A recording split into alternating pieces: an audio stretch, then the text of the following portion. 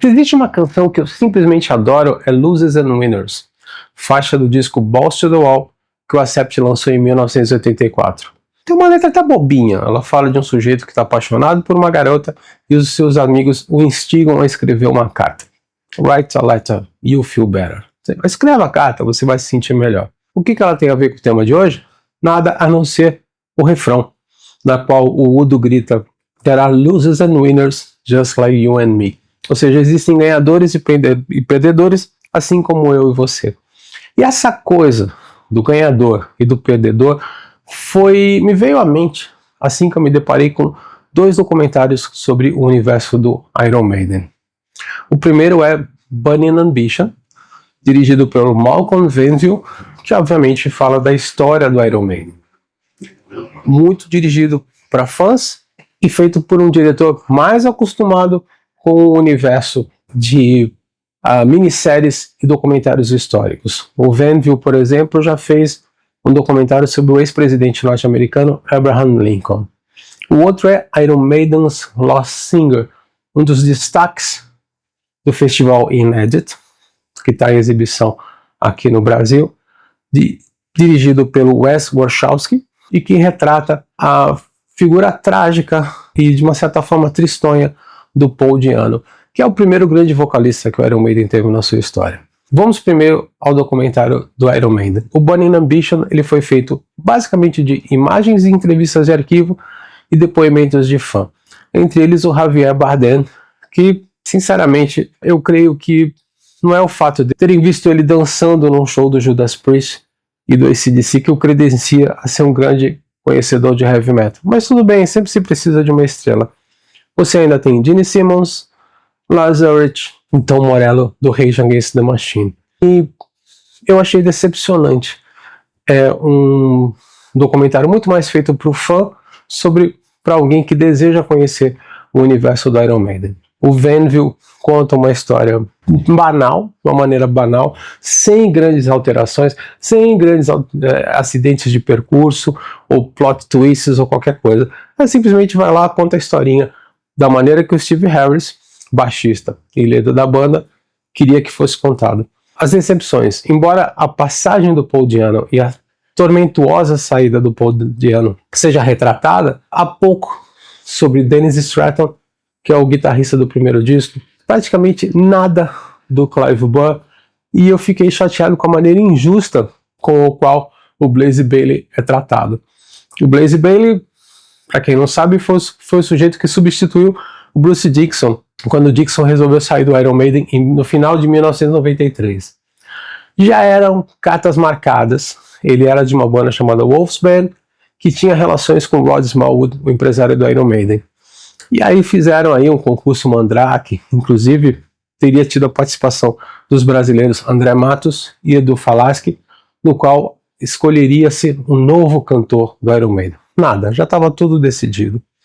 E o Bayley é tratado como o sujeito que levou o Iron Maiden à decadência. Num determinado momento do documentário fala assim, o Iron Maiden estava tocando num local em que cabiam 1.500 pessoas e não tinha nem metade. O Bayley realmente ele era limitado pro tipo de repertório que o Iron Maiden tem. Mas ele não é culpado por fazer o Virtual Eleven, não é culpado pelas composições do Virtual Eleven, uma das coisas mais sem inspiração que o Iron Maiden lançou ao longo de toda a sua carreira. Há vantagens, há coisas boas, sim, há coisas boas.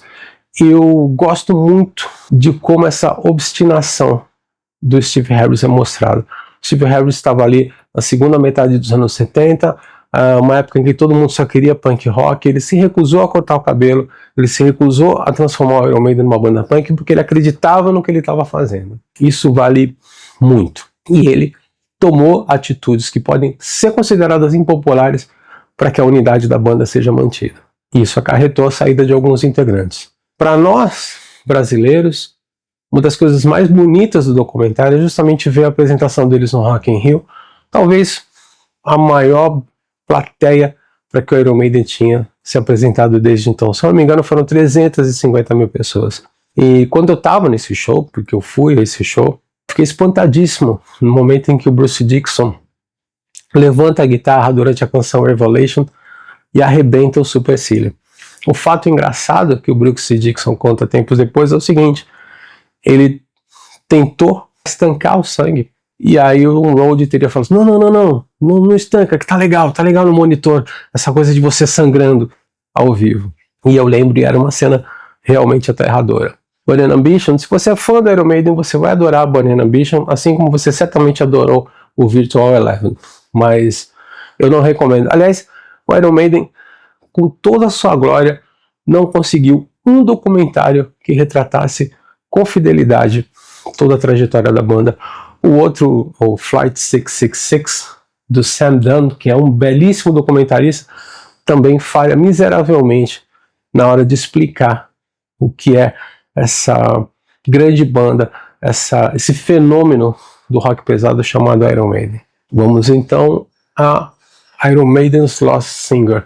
O Wes Orchowski, eu acho que ele tem uma predileção por esses anjos caídos da história do rock. Ele tem um apreço por aquelas pessoas que possuem uma vida muito menos interessante do que você vê no palco. O grande filme dele, a meu ver, é Lemmy, que ele retrata o dia a dia do Lemmy Kilmister, deus do metal, o criador do Motorhead. E eu lembro de assistir esse filme, aliás, assisti esse filme num cinema de rua em Nova York, em 2011, e ficar particularmente entristecido em ver o quão amargo, o quão solitário era o Lemmy, e quantas questões que ele tinha na vida dele que ele não conseguiu resolver. Eu sou tão fã da Belas Letras que na minha casa tem duas estantes. Uma para os meus livros de literatura e outra só para as coleções maravilhosas dessa editora. E eu não estou falando da boca para fora não, eu compro mesmo, como podem ver aqui, ó.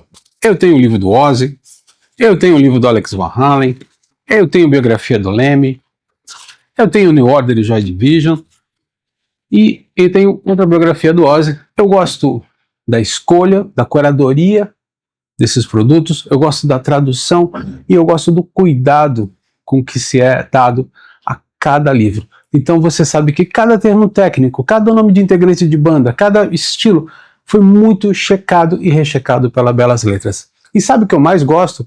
É que de tempos em tempos eles fazem promoções maravilhosas. Desde o dia 1º de julho, ou seja, mais conhecido como quarta-feira, a gente está falando hoje é sexta, a Belas Letras está com um projeto chamado Bookstock. E o que é o Bookstock? Simples. Você compra um livro e outro livro pelo preço apenas de um livro. Tem coisa melhor que isso?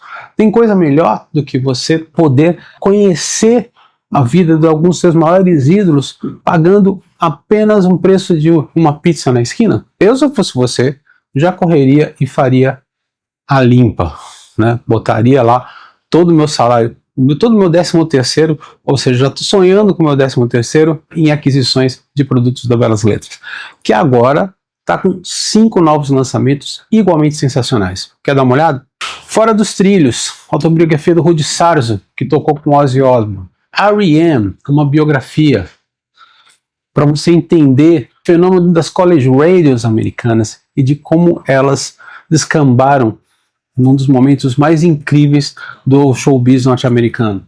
Lifting Shadows, biografia do Dream Theater, é uma das referências do que a gente pode chamar de progressive metal, e é uma das bandas mais atoradas. E é interessante que, embora o livro tenha mais de 500 páginas, a leitura dele deve demorar menos do que um show do Dream Theater. E isso não é piada. Pinte Meu Nome em Preto e Dourado, biografia do Sisters of Mercy, que é uma das bandas que eu adorei com força, adoro ainda com força. O First and Last and Always é um dos discos da minha vida. E, para terminar, Soundman, a autobiografia do Glyn Johns, que é um cara que só fez Rolling Stones, The Who, Led Zeppelin, Eagles, Eric Clapton, Faces e muitos outros grupos. Aqui, esses 5 livros você pode comprar 2 desses livros e pagar pelo preço de um. Eu, se eu fosse você, compraria os 5 e pegaria mais um outro ali do catálogo da Belas Letras para o seu divertimento. Garanto que você não vai se arrepender. E tem uma outra coisa muito interessante. ele pode ser útil para você ter outras ideias. Por exemplo, se você ler a autobiografia do Ozzy Osbourne, você vai perceber que eu vou usar do desgraçado que está fazendo a reforma em cima do meu apartamento o mesmo método que o Ozzy usou para se livrar da sua granja de galinhas. O que ele fez? Compre o livro da Belas Letras e você vai saber. É isso. Divirta-se e passe bons momentos ao som do belo rock and roll. O Oskowski tentou fazer isso com o Paul Di'Anno. Só tem um probleminha. O Paul Di'Anno é um sujeito muito difícil de ser gostado. Ele é um sujeito muito difícil de ser admirado. Ele é, desculpem os fãs, um dos caras mais escrotos gerados no universo do rock and roll. E tudo o que aconteceu com ele foi merecido. É horrível dizer isso, mas foi merecido.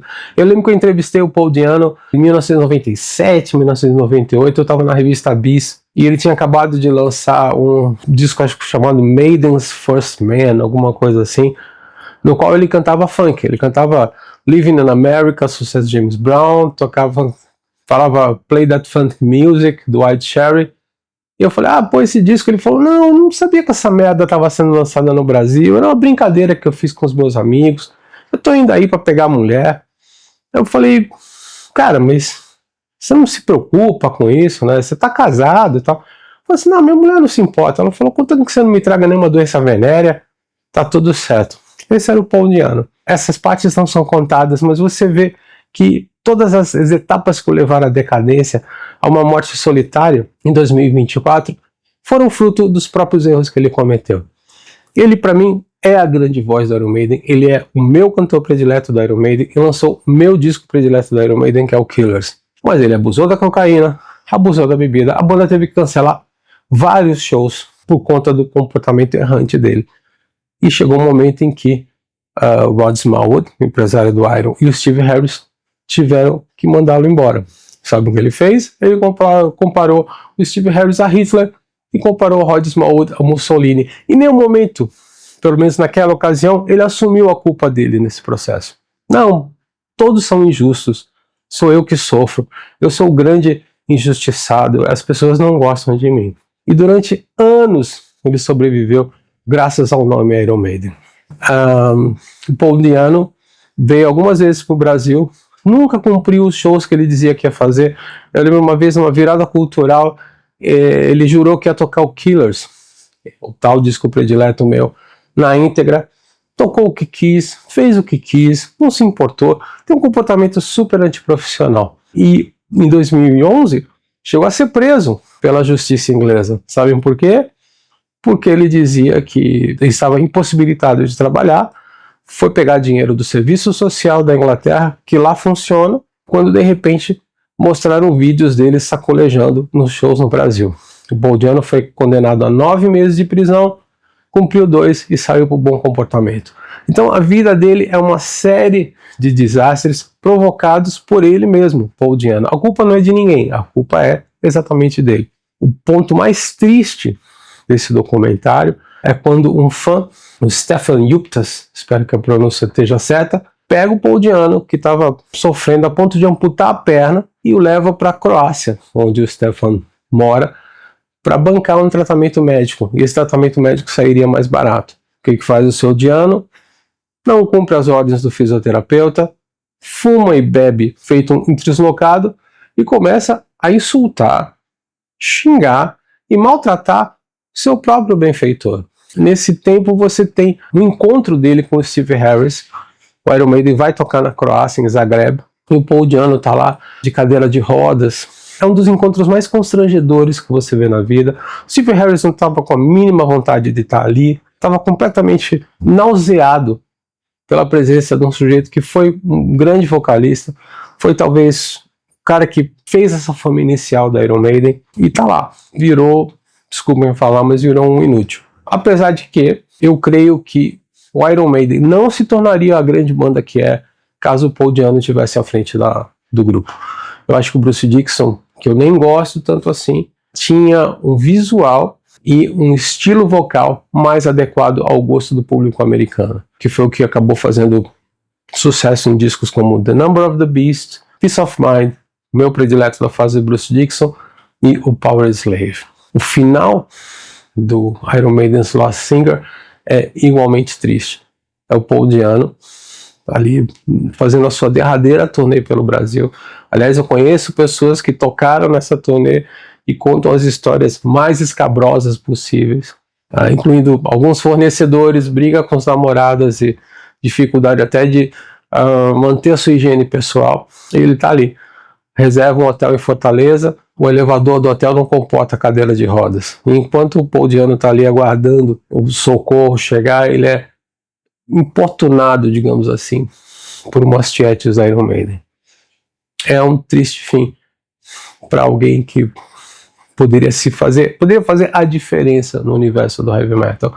No final, o Paul fala aquela incrível frase: eu não me arrependo de nada que eu fiz, eu vivi a vida que eu queria viver. Balela. Se ele tivesse isso, ele não seria um sujeito tão amargurado como ele é e como ele foi. Se você gostou desse vídeo, curta, comente, compartilhe, dá o seu like. A gente precisa do seu like para que entre nos algoritmos e saia um pouco da mesmice que são os vídeos sobre música. Se você não gostou, manda para o Malcolm, o diretor do filme do Iron Maiden, para ver como é que se faz um documentário decente. Assina o sininho para notificações e fica tranquilo que a gente logo volta a falar de música. Até lá!